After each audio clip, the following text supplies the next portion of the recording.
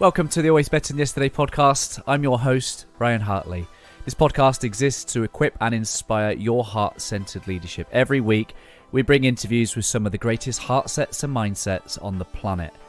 I hope the heartprint of our time spent together is that it creates new possibilities for you and all those you come into contact with. If you'd like to explore what we could make possible for you, then head to abty.co.uk/connect and book in a free 30-minute call to begin our journey together. I just want to express a huge amount of gratitude to our sponsors, Exhale Coffee. I have been a big fan of Exhale Coffee since meeting Alex and the team back in 2022. Exhale is the first coffee to be sourced, roasted and lab tested specifically to maximize its antioxidant and anti-inflammatory potency. An independent lab test has shown that 1 cup of Exhale Coffee has the same antioxidant power as 1.8 kilos of blueberries or 55 oranges. I'm a huge fan, and Mrs. H loves the decaf, especially because she knows that Exhale use the mountain water decaffeination process, which uses only pure glacial water from the highest mountain in Mexico and no nasty chemicals. Simply head to exhalecoffee.com/ABTY for your special offer. And lastly, before I introduce this week's guest, please do subscribe to the channel if you haven't already. It would really help us leave a greater heartprint on this world.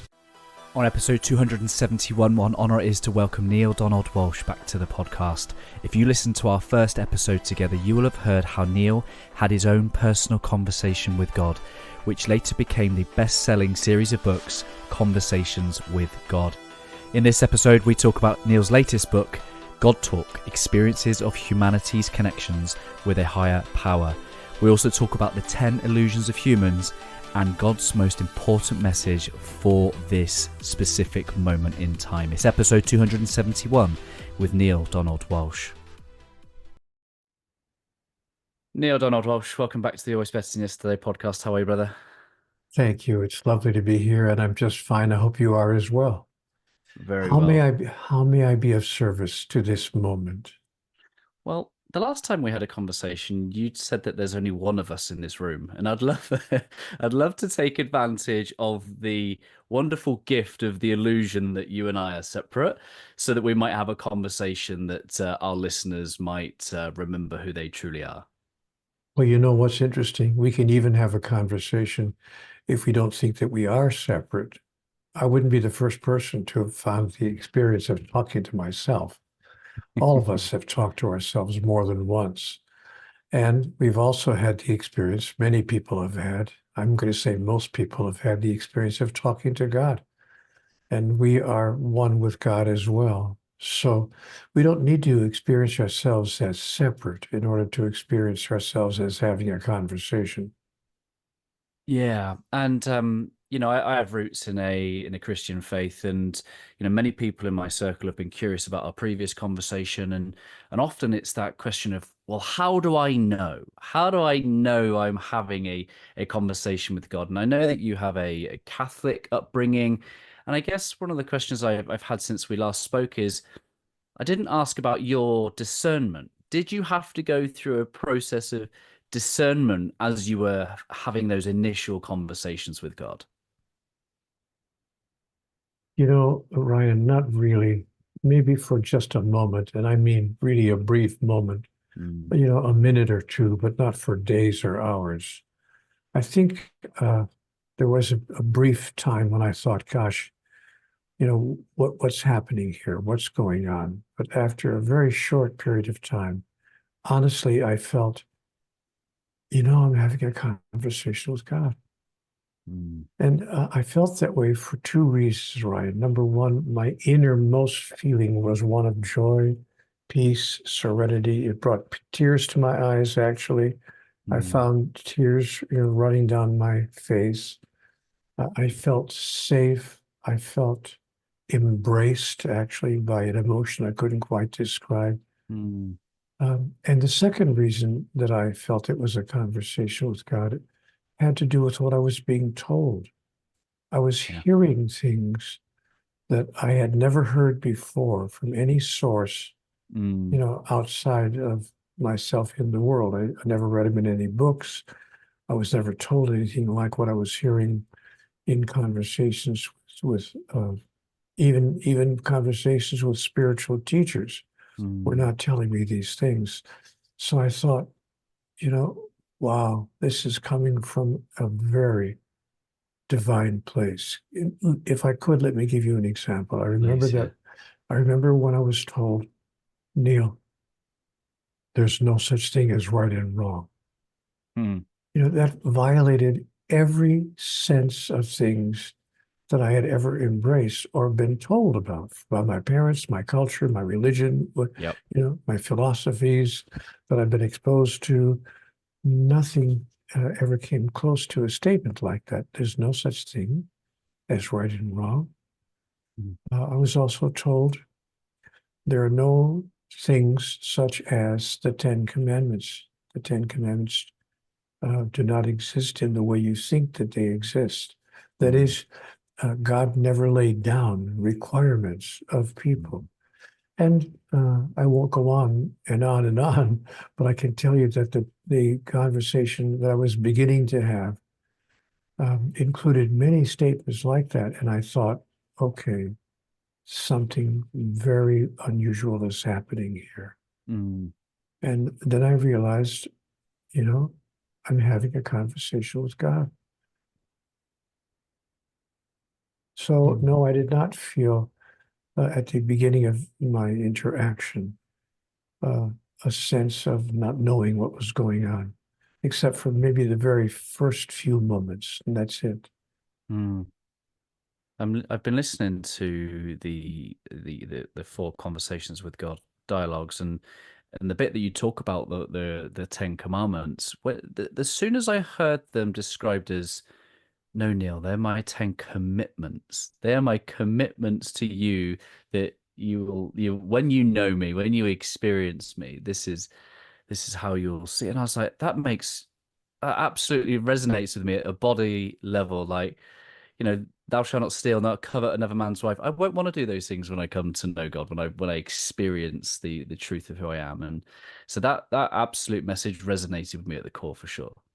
Yes, it was an astonishing uh, change of thought for me when I was first invited to embrace it, Ryan. Mm. When, just for those people who may be hearing this right now and may not be totally clear what we're talking about, Mhm. God said to me, as you pointed out, Ryan, God said to me, Neil, I didn't make commandments. I didn't issue commandments to the human race, but I have been asked 100,000 times through the ages, actually, going back from the beginning of time, I've been asked, how can I know that I'm really connected with the divine? How can I actually Yeah. know, have a sense that that a portion of the divine has been placed in every sentient being, and that a Mm. part of God resides with me? How can I know? And and God said to me, Neil, you will know that God resides within you, that you are an individuation of divinity, because when you understand that, you shall not lie, Mm. you shall Mm. not steal, you shall not commit adultery, and all these statements were made, and we heard them because of our spiritual immaturity as commandments rather Mhm. than commitments. But Mm. God made these commitments. I promise you that when you know me and who I am, and when you experience me inside of Mm. you, you won't do these things. You should simply shall not do these things. It's Yeah. not something you'll be doing.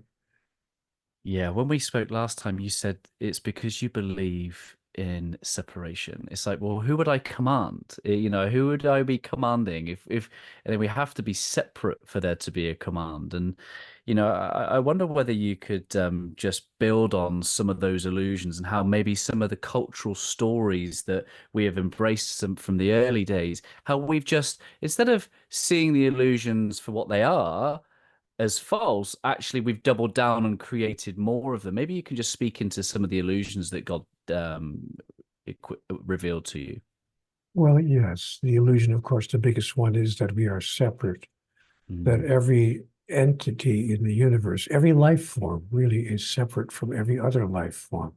So we're a bunch of separate entities, each going our own way. 8.5 billion of us on this particular planet. Forget about the rest of the universe. Mm. 8.5 billion of us on this planet, each going our separate ways with our individual needs, our individual desires, our individual agendas. And we have nothing to do with each other except to the degree that perhaps we might be able to benefit from interacting with another one of the separate entities. Yeah. And what God said to me was, Neale, all things are one thing. There is only one thing, and all things are part of the one thing there is. Mm. And this is just one of the many, many illusions of humans. God said, you're living in an illusory environment. There's a reason for it. You haven't been sentenced there. It's not like a prison sentence. Yeah. You're not, in a place where you have to, where you're forced to move through an experience of trial and travail. Mm. But you place yourself in this environment, in what we could loosely call the realm of the physical, Mm-hmm. in order that you might complete the agenda of your soul. But as you look at the agenda of your soul, and by the way, as an aside, that agenda is to express and experience who we really are. That we wish to experience our true identity, not simply know it, but to experience it. When the soul is in the realm of the spiritual, we experience the inability to express who we are because there's nothing else there in the realm of the spiritual except joy, peace, love, ourselves. But in order to experience who we really are, we need the opposite.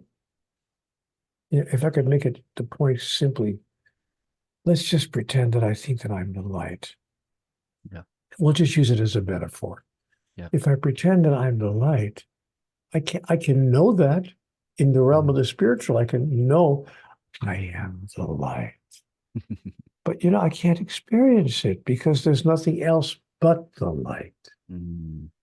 So I will have to create what I call the darkness. And then in the darkness, I can experience myself as the light because I can express myself as the light. I'm no longer a candle in the sun with a billion cajillion other candles, but I'm standing in the darkness. Therefore, raise not your fist and curse the darkness not, but be a light unto the darkness that you might know who you really are. Now, when I came into the realm of the physical, I realized, I'm living in a world of illusion. You asked about some of the illusions. I'm not going to go through a huge list of them, but I can give you two or three obvious ones. Number one, the illusion that we're separate. Number two, the illusion that there's not enough of whatever we think we need to be happy. Hey, Neale, come on, wake up. There's not enough time. There's not enough money. There's not enough love. There's definitely not enough sex. There's not enough of anything you think you need to be happy. And that, of course, is an illusion, but many, many humans, not a small number of us, but billions of us, live our lives in the illusion that there's not enough of these things. And one of our jobs, one of our goals in life is to gather more of the stuff of which there's not enough. And me and you are in competition for those finite resources. Exactly. Yeah. And another illusion, is that there's such a thing as right and wrong, or that there's something that we have to do. Yeah. There are requirements, things that we are required to do in order to have the stuff of which there's not enough. Not the least of which, by the way, is God in our lives. One of the greatest illusions of life is there are things we are required to do by God in order to have the experience of God in our life, to say nothing about having the experience of God after our life on this planet is over. So now we have to worry about, am I meeting, God's requirements? Am I doing things correctly? Can I fail and fall short? Yeah. There are some religions which actually teach that Mm. if you don't belong to that particular religion, you're going to hell. Mm. You won't even ever have a chance to reunite with the God of your own understanding because, I'm sorry, you chose the wrong religion. Mm. You know, you have to belong to this particular religion. Mm. And having been raised, as you mentioned earlier, as a Roman Catholic as a child, I was taught that. Mm. Believe it or not, I was taught that only Catholics go to heaven. By the way, not even other Christians, Mm. not Protestants, and Mm. certainly not Baptists. I mean, my gosh, but you had to be a Catholic to be Mm. allowed to return to heaven. And And some Christians believe, okay, they're not quite as strict about religions, but they are as strict that you have to believe in Christ if Mm. you're a Jew or a Muslim or a Hindu, or if Mm. you adopt a Buddhist philosophy, if you're a Sikh or any one of the 4,000 other religions on the earth, you likewise are going to hell. Mm. So these illusions that we have embraced as reality in our life is what has created the biggest challenge on our planet, which is in alienation. Mm. We find ourselves alienated from each other. Religions, people who belong to certain religions, are actually alienated from people who belong to other religions. And the Mm. same thing is true of our political um, our political experience. If Mm. you belong to the wrong political party or hold the wrong political beliefs, Mm. you're alienated from people who hold the other beliefs. And that alienation exists between nations, between people of different races, Yeah. even between people of different genders, for goodness sake. Mm. So we live in a world where alienation is the primary experience. Mm. And that's very sad because we don't feel, generally speaking, hopefully, we don't feel alienated from people in our own family. Hopefully, we're feeling a sense of oneness or certainly unity with Mm. members of our own innermost circle, our family. Mm. So the solution is really quite simple: to allow ourselves to embrace the notion that everybody is a member of our family, that in fact, we are all one. I don't mean to be preaching to you here, Ryan, today, but those are the Yeah. messages that I was given Yeah. in conversations with God, and those messages changed my whole life. And they could change the world if the world embraced them. But how could the world even know about them if it weren't for, excuse me for this, but I have to say it, if it weren't for people like you? Because you and others like you are sharing this message with thousands and thousands of people every time you do one of these programs. Mm. So bless you. Nice going. Good job. I appreciate that. And it makes me it makes me think of the dichotomy between everything is as it should be, everything is perfect, but it's also you've been invited to awaken the species. And I find that there's a great dichotomy in that, which is that all is well, but all is, on the precipice of improvement and expansion and all things that could be. And I think that's maybe the ego getting into a this or that conversation. All is well and perfect, or it's broken, the system's not working and it needs improving. And I think I'm learning how to sink and surrender into both could be true at the same time. Well, yes, I think that both are true because I've come to the awareness that virtually every condition that I've encountered in my personal life, and I'm sure it's true globally with us collectively as well, but how I've experienced it in my personal life, almost everything that I've experienced in my personal life has brought me benefit in the Mm. sense that I've grown from it, expanded from it, and evolved as a result of it. Even the so-called negative experiences of my life have Mm. brought me incredible growth and helped me help me evolve. And when I'm clear that I've come here in order to evolve through the expression and the experience of my true identity, when that's been my purpose, and when I'm clear that that's my purpose, Yeah. I no longer resist even the initially unwelcome events in my life. Yeah. I was told in conversations with God, Neale, what you resist persists, Yeah.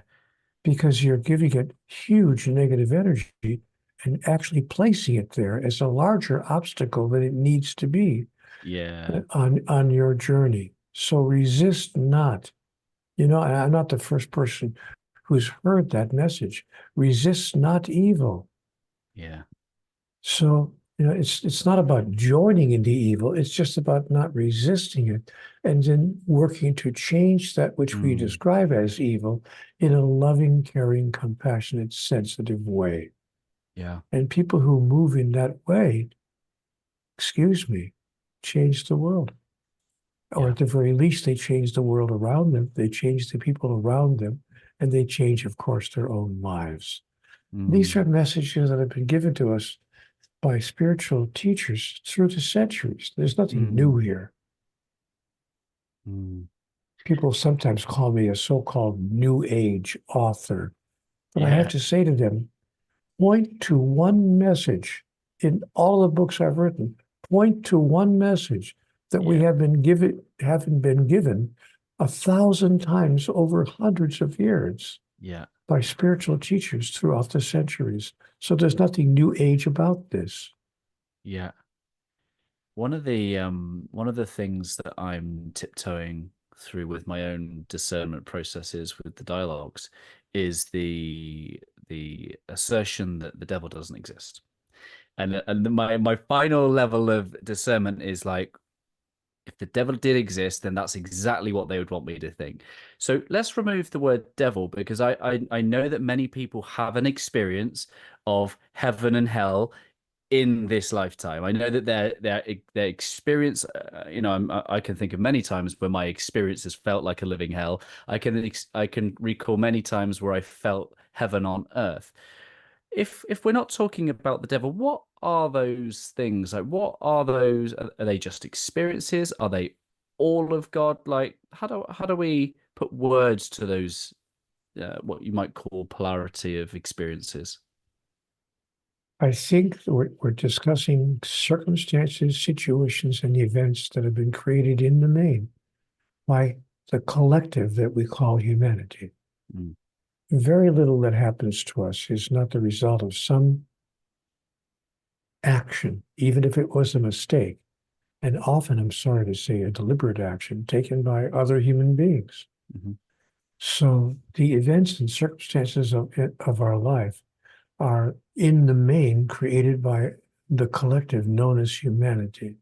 And humanity has created those conditions, those circumstances unwittingly, but with a larger outcome.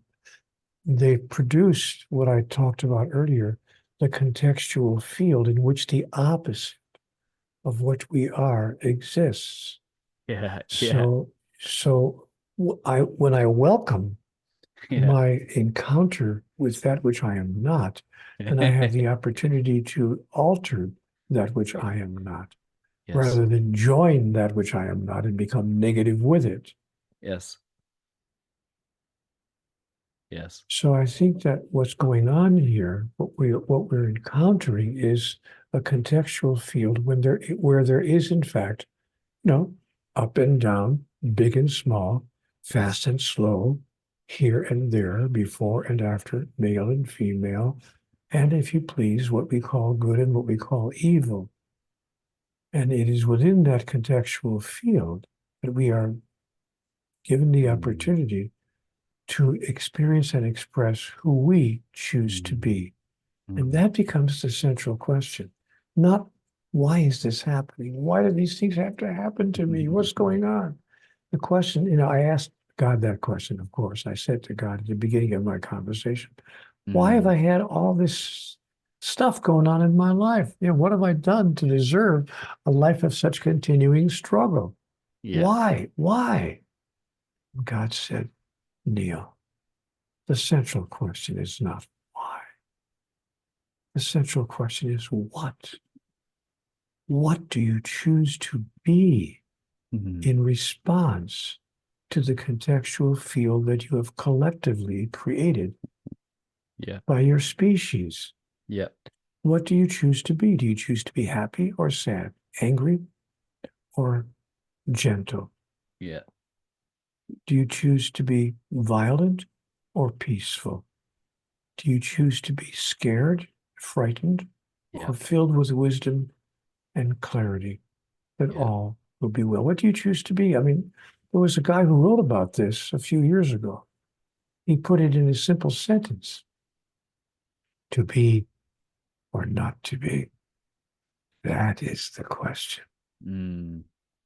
Whether it is nobler in the mind to suffer the slings and arrows of outrageous fortune, or to rise up against a sea of troubles, and by opposing to end them, to die, to sleep, perchance to dream. Aye, there's the rub. Do you think he was having a conversation with a deity? I think he was pretty clear about life. He Yeah. understood what was going on this planet. Or as he put it in one of his plays, there are more things in heaven and earth, Horatio, than are dreamt of in your philosophy. Yeah. There was a sentence in your book that says the absence of that which I'm not, that which I am is not. And it's taken me a few times to really learn how to say that sentence, but I think I get it. In the absence of tall, short is not. In the absence of people around me, how would I ever get to know what Orion is? What aspect of divinity I've come here to experience? Am I pulling at the right thread? Is that the sentiment of that sentence? Of course it is. Let me give you my own example from my life. Ryan, when I was around 17 or 16 years old, my brother, my older brother, he was about 15 years older than I was. He was my mom's boy from an earlier marriage, but he was my stepbrother, but I considered him my full brother because we had a very close relationship. He came home one day from furlough. He was in the Air Force Hmm. and he was in his uniform. He looked like Clark Gable. He looked like some movie star or some, Mm. film star. And I was very impressed by him. And I turned to my mother when he left and I said, and of course, he was 6 feet tall. And I decided I want to be 6 feet tall. I want to be 6 feet tall like my brother Wayne. I want to look like him, Yeah. you know. And of course, my mother couldn't miss the opportunity. She said, then eat your spinach. Yeah. But I would, but anyway, my point is, I thought later God said to me, because God remembered my wanting, my desire to be 6 feet tall when I was, Yeah. 14 or 15 years old. And she said to me, Neale, what if you lived in 6 foot tall world Mm. where everything was 6 feet tall? Every blade of grass, every tree, every flower, every person, every building, every car, everything. Supposing that everything was precisely 6 feet tall. You would, and if you really wanted to experience what it's like to be 6 feet tall, you would beg for something that was not 6 feet tall. Anything, make it shorter, make it longer, make it larger, make it higher, but not Mm. no more 6 foot tall stuff. Give me something that's not 6 feet tall. Yeah. And in fact, you would pray for something that was not 6 feet tall. Yeah. Yeah. Yeah. Yeah. And so, yes, you understand the idea completely that when we encounter that which we are not, we Yes. have the opportunity to encounter and to create that which we are. But in the absence of that which we are not, what we are is not. Yes. It's not experienceable. It's really It's quite simple. That was such an easy concept for me to understand when God explained it to me, which was such a wonderful example. I got it. And yeah. God said, therefore, do not resist that which you are not. Bless, bless, Mm. bless your enemies and pray for those who persecute you, Mm. and be kind to those who are unkind to you. And use the moment of your life that you're encountering as an opportunity to demonstrate who you really are. I said, I don't know how to do that. Give me an example. God said, it's really quite simple, Neale. It's really quite simple. If a man slaps you on the right cheek, turn and offer him your left. If a man steals your coat, give him your shirt as well. And when a man demands that you walk 1 mile with him, go with him away. Mm. It's really quite simple. One of the wonderful things that you've done in your latest book, GodTalk, is you've included other people's stories, other people's testimonies, and there's one testimony in there by a lady called Tiffany. I don't know if you can recall Tiffany's story, but she talks about how she had an encounter with the face of Christ, and I wonder how common that is. Maybe you can speak to Tiffany's testimony, but is that because she has come face to face with a projection of her subconscious in the image that her culture has created, having been raised in the faith? Yes, Or of is that, course.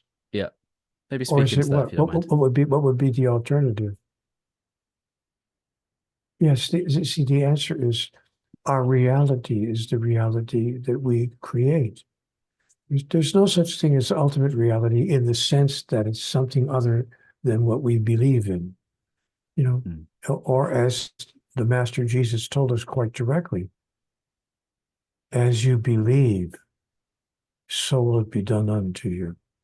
mm, As you believe, so will it be done unto you.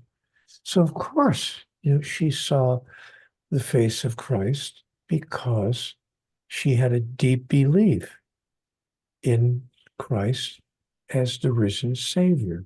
mm, And she embraced that image as a very important and deep and sacred part of her spiritual experience. So mm, it was not at all surprising to me when I read her story that she encountered the face of Jesus.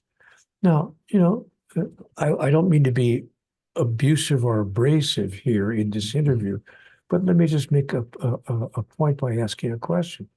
Would a Muslim maybe have encountered the face of Jesus?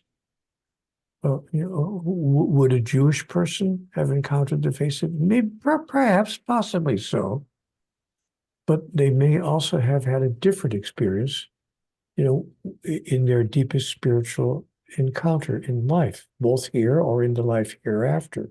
Mm, So, I think that it's quite clear that our culture creates our experience and creates our belief, including, I might add, Ryan, those many, many, many people who do not believe in God at all, mm, who have no sense of any spiritual undergirdment, no higher power at all.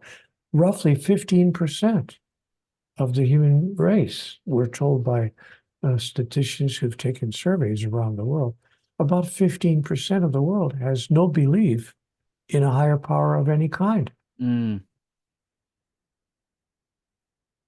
Now, that doesn't, by the way, let me add this final comment.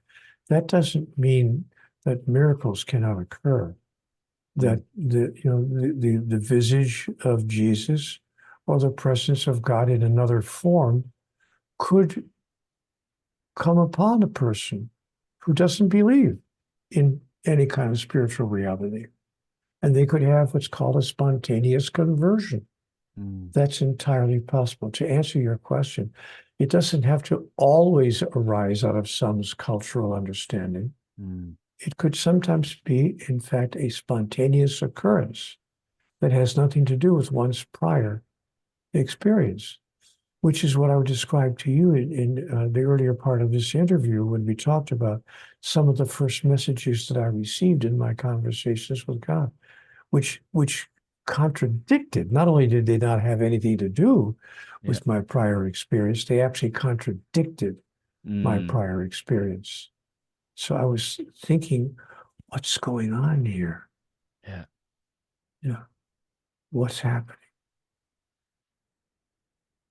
With the journeying with this work, it's almost become like like really conscious of all the thought, deed, action type framework that you talk about. It is I I think when you start to journey with this stuff, it becomes super conscious of the thoughts that you're having, the interactions, the synchronicities are just off the scale, like with the things I see and I hear. But there's a level of I don't know, just for me. I just feel alive. Like when I'm journeying with this work and this interaction, this possibility of me engaging with God. It feels very exposing to begin with. Is like my innermost thoughts, my innermost dialogues, and yeah, it feels. I wouldn't say the word dangerous, but it's exciting in that kind of respect. Did you have like you've been journeying with this for what over 30 years now? Like how do you continue to walk with this, just knowing that you've had and the way with which you're here, your purpose, and the way that things work? Like, how do you synthesize all that and live a relatively normal existence? Well, my existence stopped being relatively normal around 30 years ago, only because of, the reaction of people. Yeah. Ryan, I'm not bragging about this, but you're asking a question. So I have to tell you that the challenge for me is it's not that, 8 or 10 or 15 or 20 or maybe 200 or 300 people have heard about my experience. I'm needing to tell people that millions, multi-millions of people have read the Conversations with God books. Again, not bragging, just Mhm. saying Mhm. that the books have sold millions of copies in 37 languages around the world. Yeah. The result of that is when you ask me, how do I have a regular, normal experience of, you know, I can't go to a restaurant. Yeah. But maybe I've told you the story before. I don't know, but I was in a restaurant in Italy at one point. My wife and I were in Italy on a tour, a speaking tour. I was giving some workshops there in Italy. And we're in Venice having dinner in a lovely restaurant in Venice when a man walked up to me and spoke in, you know, wonderful English, but obviously with an Italian accent. And I'm not going to try to imitate it, but he said, "Aren't you Neale Donald Walsch?" And I said, "Yes, well, by golly, I am. Thank you for coming by and saying hello." He said, "No, I didn't come by to say hello. I came by to ask you, what are you doing drinking that glass of wine?" Yeah. Honestly, I said, well, why are you asking me that? He said, "I thought Conversations with God said you're not supposed to have alcohol." I said, "Oh, wow, everybody relax, Yeah. sit Yeah. Yeah. down." Yeah. I Yeah. said, the book did not say you should never have alcohol. It Yeah. said Yeah. all Yeah. things in moderation. Yeah. If this were my 15th glass of wine, th- this is my first glass of wine for the evening. I think Yeah. it's Yeah. Yeah. okay. So, but the point being that I haven't had a normal, regular life Yeah. in 30 years. But now here, let me answer your question more directly about my experience of all of this. What I move through are two feelings, Ryan, when I contemplate the experience I've had. The two feelings I deal with are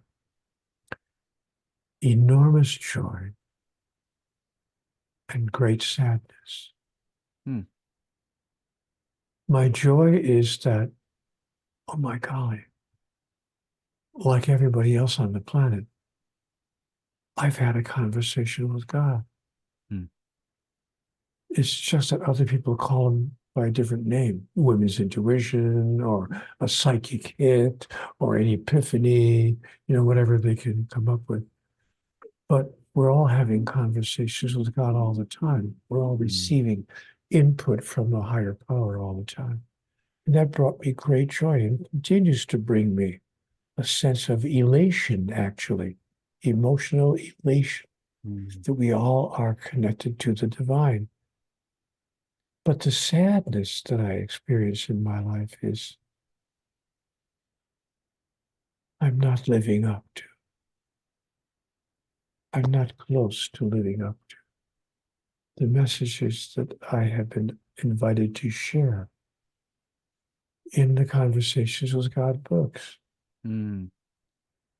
And, even when I do an interview such as this, I have a little room downstairs. I'm in my downstairs room right now with the perfect backdrop and the studio lighting and I have a lavalier microphone here and I'm talking to a broadcast quality microphone.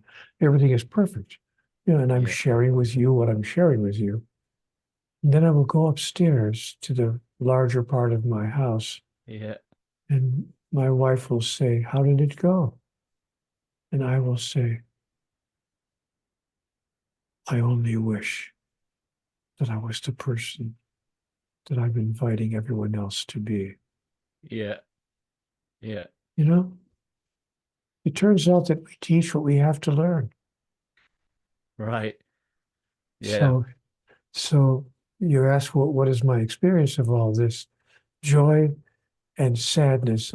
I'm waiting on the Mm. day when we're waiting for the day when I can say that I've really stepped into the actual moment to moment living of the messages that I've been given to share.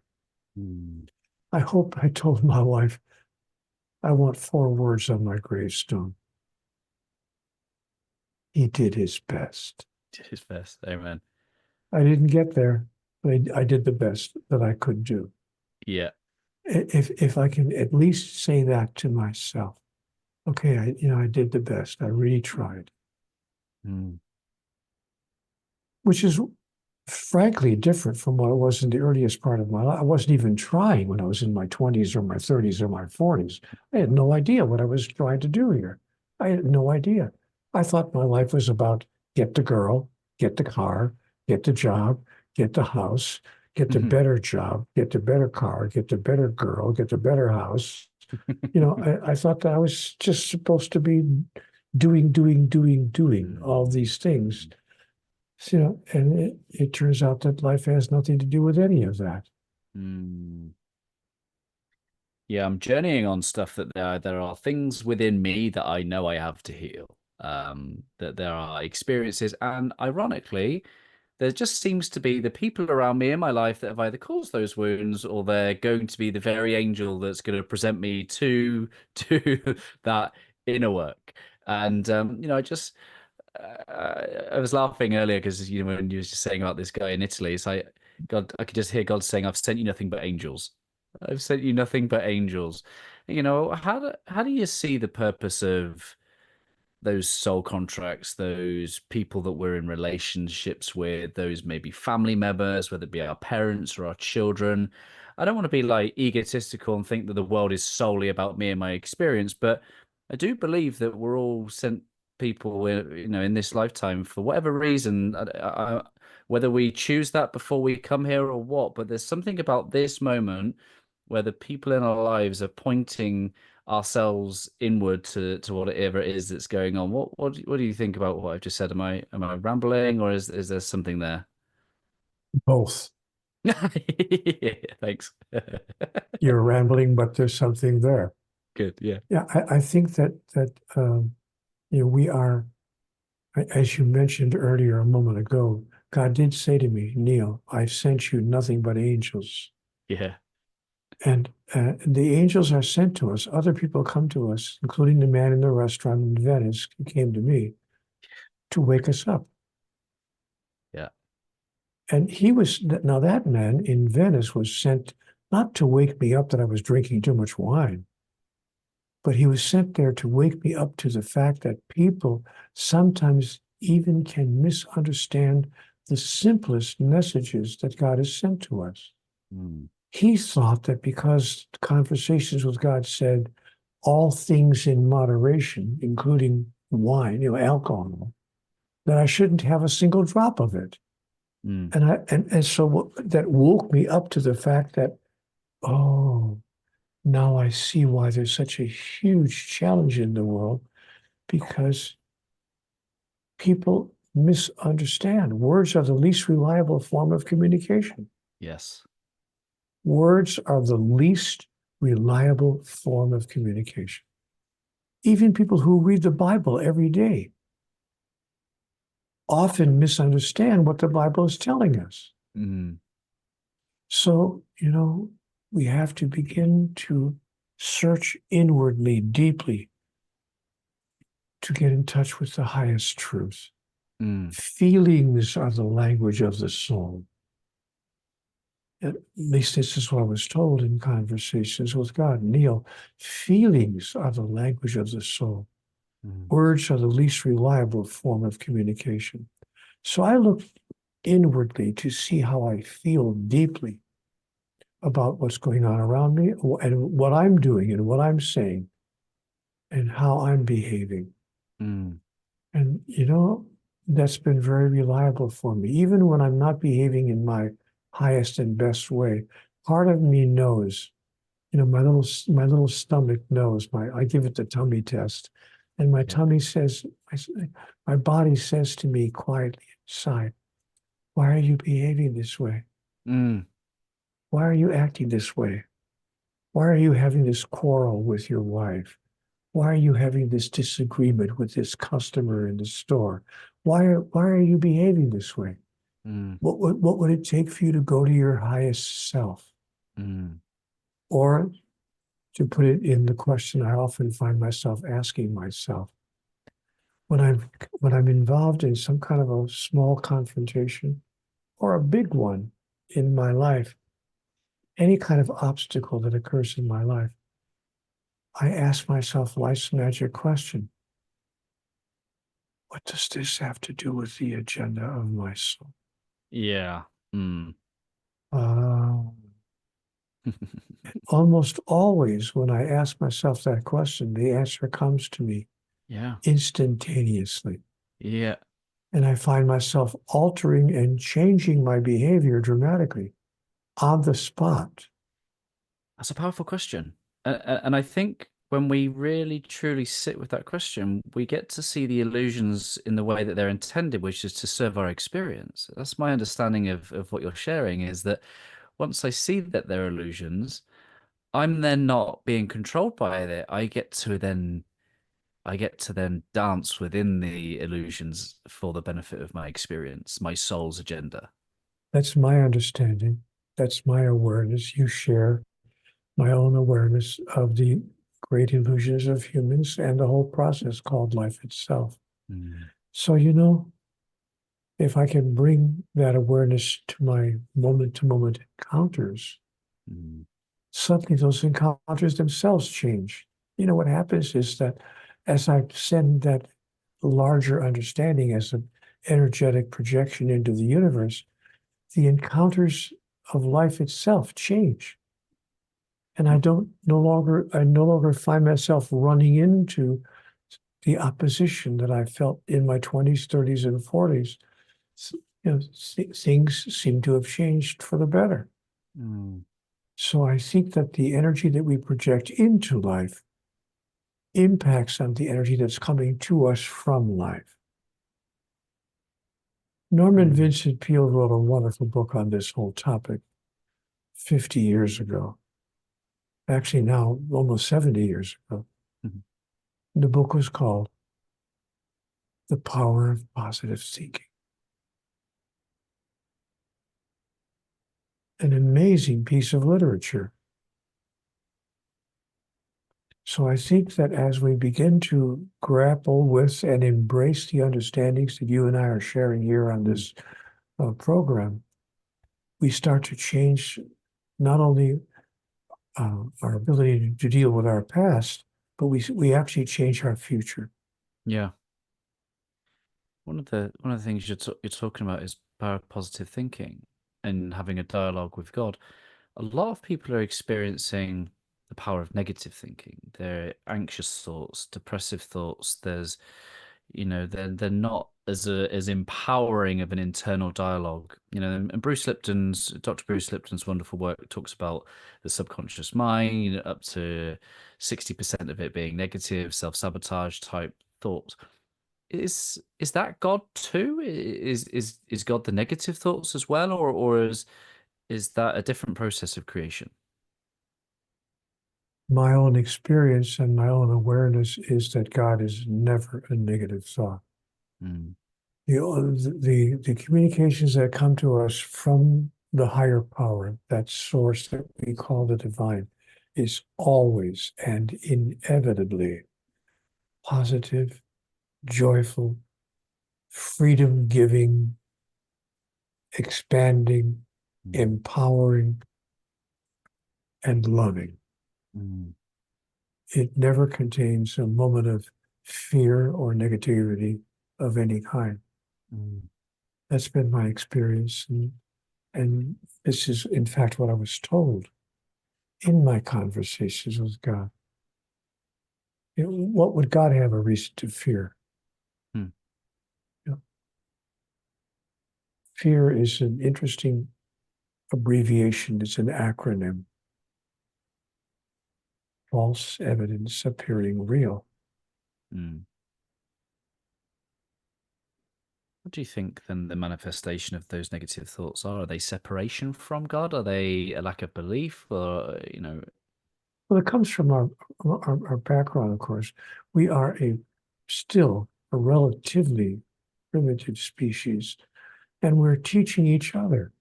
mm, Here we go again.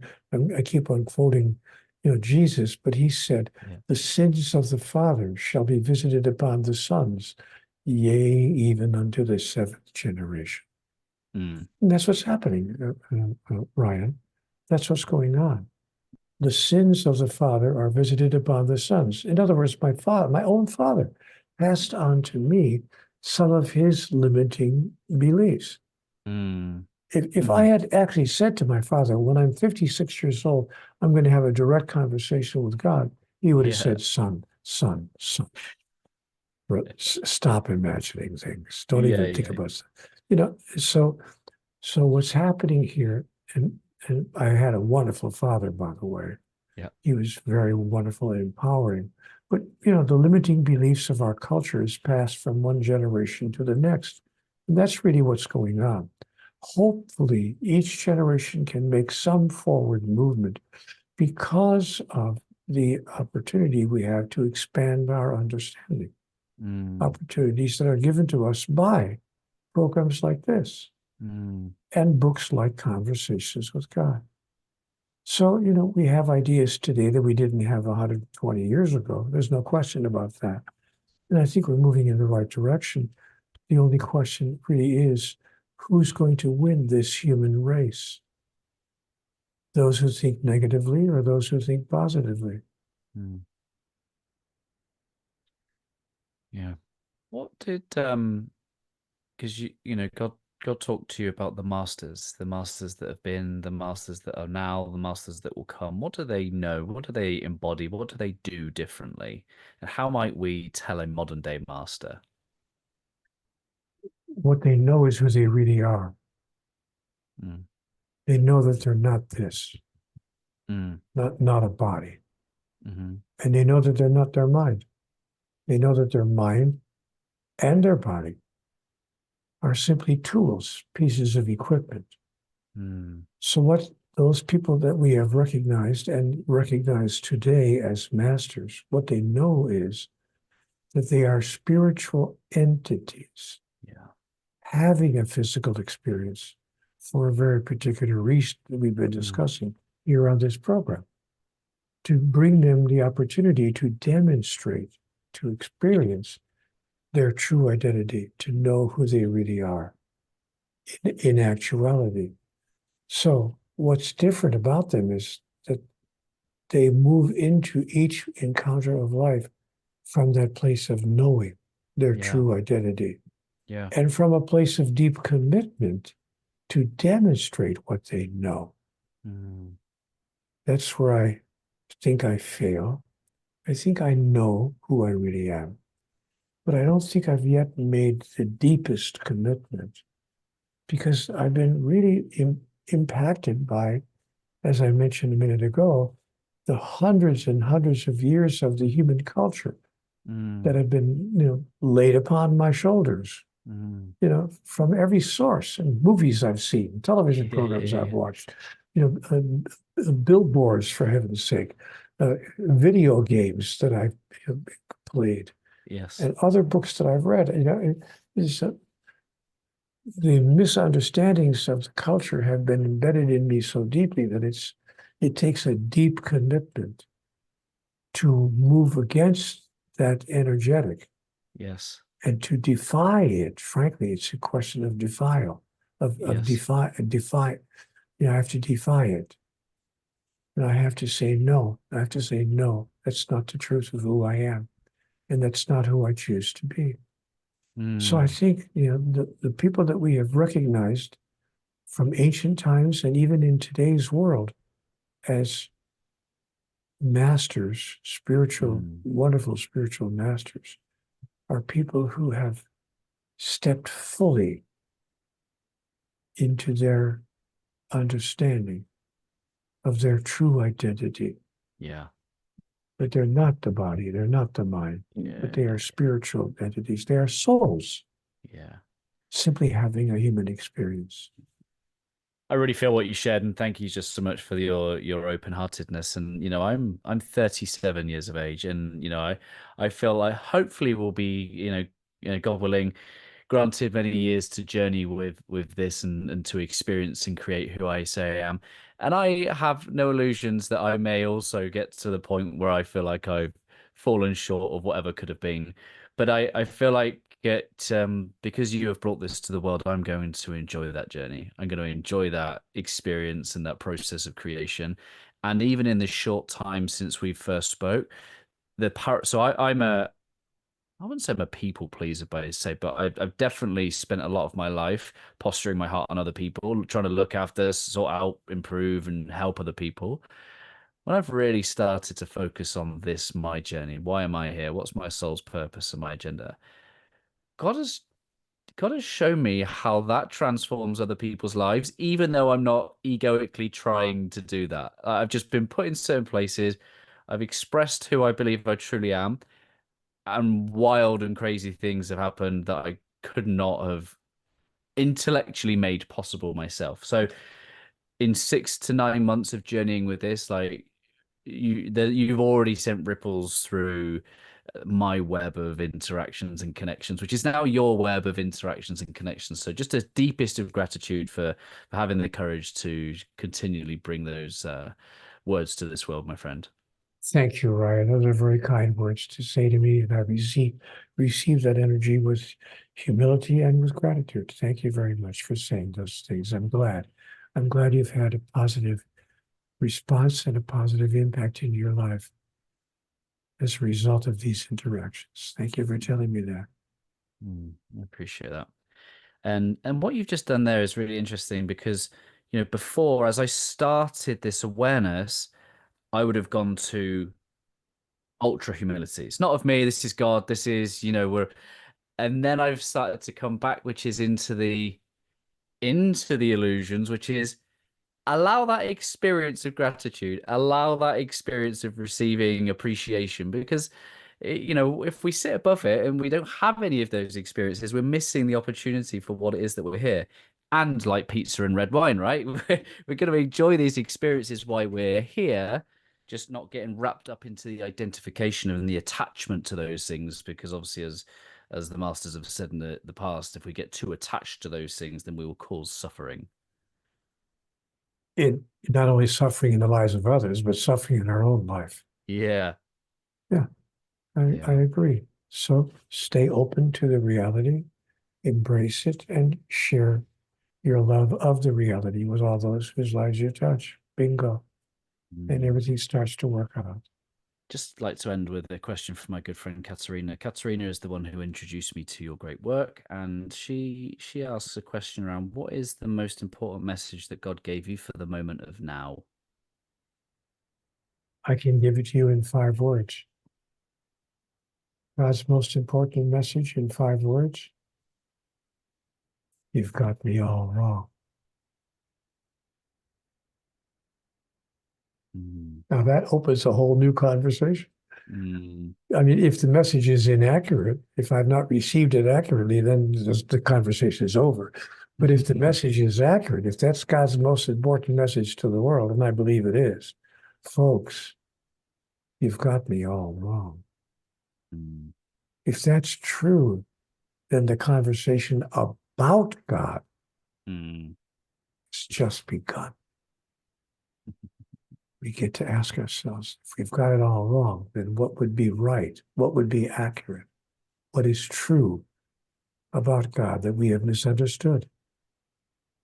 And that's the question, frankly, Ryan, that I've been asking around the world. Whenever I go anywhere to give a lecture, I usually open my talk with a question. Is it possible that there's something we don't fully understand here about God and about life, about each other? The understanding of which would change everything. mm. And if we think that it's possible, maybe we don't have it all together. Maybe there is something we don't fully understand. Um, then the conversation has just begun. And that's the conversation that will move us to the next level as a species Yes. in our process of evolution. I could, of Mm, course, be wrong about all of this, but I don't think so. yeah, I'm with you. You start on the foreword of what God said, the 25 core messages of conversations with God that would change your world, life, and the world. You say this: the day is coming to pass when the enormity of God's love and of God's gift to humanity will be fully realized and will become part of everyone's life. This outcome is inevitable. It is only a matter of time. Even though it's only a matter of time, we still need the willful participation of people who are hearing this at a soul's level. So if there are people wanting to feel the call and get involved in this bringing of God's love, God's gifts to humanity, like what's the first thing that people need to start doing?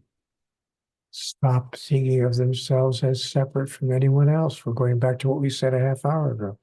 The Mm, first thing that humanity can do, the first thing that individuals can do, is to discontinue thinking of themselves as something other than the person in front of us, but to, in fact, and I hate to be so predictable, but again, we were told this: do unto others as you would have it done unto yourself. mm, Now, that's the golden rule. mm. What we've come up with lately is the platinum rule. Platinum, of course, is even more valuable than gold. Yeah. So here's the platinum rule: do unto others as they would have it done unto them. Mm, mm, Ah, mm, so what's the first thing that people can do? Look to see what the person across the room from you is desperately asking for, although they may not be saying it in so many words. If there's something that they could now experience that could bring them a more joyful encounter with life, what would it be? And then give it to them, mm, whatever it might be. It sometimes could be something as simple as a smile, a touch, a thought expressed with gentle, sensitive, compassionate caring. So that's the first thing that people can do with others. love that. Neil, I want to be super appreciative and respectful of your time. Um, it's days like this that I'd love to be Joe Rogan and spend 3 hours with you and just ask all of my curious questions, but that would not be a good use of your time. So I just ask this final thought. If you have a final thought for our good listeners, be grateful to hear it. Your life is not about you. It's about everyone whose life you touch and the way in which you touch it. But when you experience your life that way, you encounter the truth that in the largest sense, in the universal sense, your life is about you. For that elegant reason we've been talking about all this past hour. There's only one of us in the room. There's nobody else here. So that's the message that I would leave with people today. Well, thank you, good and faithful son. Thank you for sharing all that you've brought to the world, and deeply appreciative of you and the impact that you. And I just hope, I hope that every now and again you get a wave that comes back to you. It's all the ripples that you're sending out and the possibilities you're creating for other people. I just hope that you continue to get waves back to you to see that the impact and the difference that you've made. Neale, deeply appreciative of you, and we wish you well. We'll share all your links in the show notes. Is there anything that you would invite people to look at specifically? Any particular work that you've got going on? Like, where would you like people to go and see? No, they could just continue to read the books if it serves them to do so. And that's good enough for me. Neale, be well, brother. We appreciate you. Thank you, my friend. Bye for now. Hey, my friends, thank you for making it to the end. I hope that our time spent together today has left you a little bit better than before you push play. I'd really appreciate if you just took a moment to leave a review to allow me to meet more people where they are and hopefully leave them a little bit better too. If you're curious to know how I, through Always Better Than Yesterday, can serve you, your team, your organisation, then head to alwaysbetterthanyesterday.com to connect. And while you're there, let me know one or two things that you're going to do as a result of listening to this conversation. I absolutely love hearing your thoughts, your reflections, and the things that this spark in your own heart and mind. If you want more insights from my heart and mind, I do send out short episodes on a Monday, Tuesday, Thursday and Friday, and again, I hope that they serve you well. I appreciate you listening. I'm Ryan Hartley, host of the Always Better Than Yesterday podcast, a podcast for heart-centered leaders just like you. Keep leading, my friends. Always love.